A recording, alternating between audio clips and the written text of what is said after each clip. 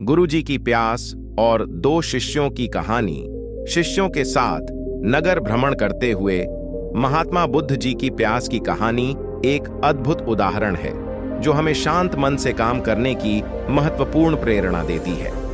इस कहानी के माध्यम से हम जानते हैं कि जब हम शांत होकर और धैर्य से काम करते हैं तो हम अपने लक्ष्य को प्राप्त करने में सफल हो जाते हैं।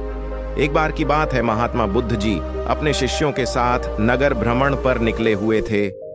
जब वह लोग काफी दूर चलकर आ गए और गर्मी भी बहुत हो रही थी, गर्मी के कारण महात्मा बुद्ध जी को बहुत जोर से प्यास लगने लगी। तब महात्मा बुद्ध जी ने अपने एक शिष्य से बोले, वत्स, हमें बहुत तेज प्यास लग रही है, क्या तुम हमारे लिए पानी ला सकते हो? तभी शिष्य बोला, क्यों नहीं गुरुजी, आप वहां पेड्डा के नीचे थोड़ा विश्राम कर लें, मैं अभी आपके लिए पानी लेकर आता हूं। यह कहकर वह शिष्य पानी की खोज इधर उधर करने लगा, लेकिन उसे आसपास कहीं भी पानी का स्रोत नहीं दिखा। कुछ दूरी पर उसे एक पानी का स्रोत दिखा।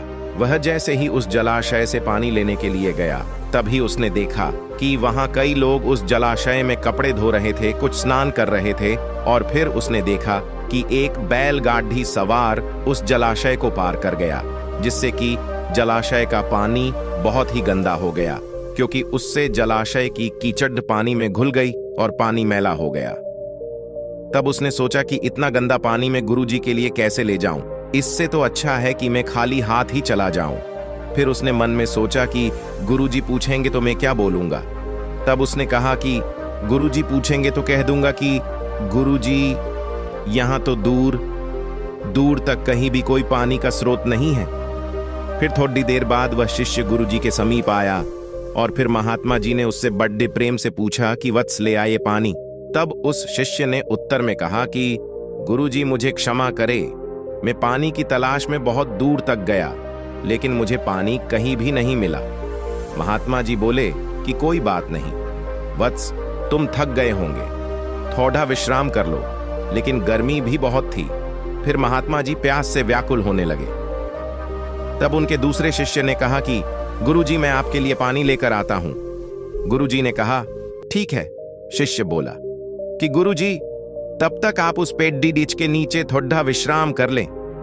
यह कहकर वह शिष्य पानी की खोज में निकल पड़ा। काफी देर पानी की खोज के बाद उसे वही जलाशय दिखा जहां पहला शिष्य पानी की खोज में गया था। तब उसने भी वही सब देखा जो कि पहले शिष्य ने देखा था, कि लोग वहां कपड़े धो रहे थे, नहा रहे थे, जिससे कि पानी काफी मैला हो गया था। फिर वह शिष्य कुछ सोचकर कुछ देर वहीं बैठा रहा और फिर वह पानी एक पात्र में लेकर गुरुजी के समीप आकर बोला कि यह लीजिए गुरुजी पानी। तब गुरुजी ने पानी पिया और फिर दूसरे शिष्य से पूछा कि वत्स, तुम तो कह रहे थे कि तुम्हें दूर दूर तक कहीं भी पानी नहीं दिखाई दिया, फिर यह मेरे लिए कहां से पानी ले आया? तब शिष्य ने उत्तर में कहा कि गुरुजी, मुझे एक जलाशय मिला था, लेकिन वहां का पानी बहुत ही गंदा था, वह गंदा पानी मैं आपके लिए कैसे लाता? तब उन्होंने अपने दूसरे शिष्य से पूछा कि वत्स, तुम पानी कहां से लाए हो? उत्तर में उस शिष्य ने कहा कि गुरुजी, मैं उसी जलाशय से पानी लाया हूं। तब महात्मा जी बोले कि यह पानी तो गंदा नहीं है, अगर तुम उसी जलाशय से पानी लाए हो।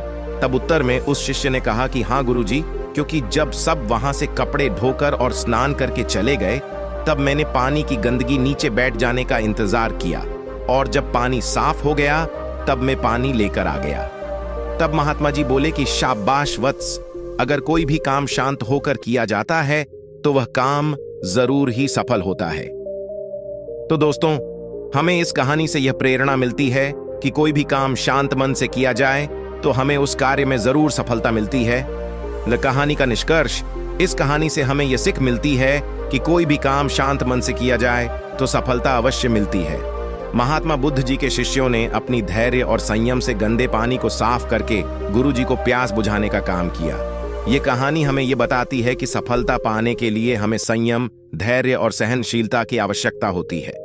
हमारे कर्मों को शांत मन से और पूरी संवेदनशीलता के साथ करने से हम सफलता की ऊंचाई प्राप्त कर सकते हैं।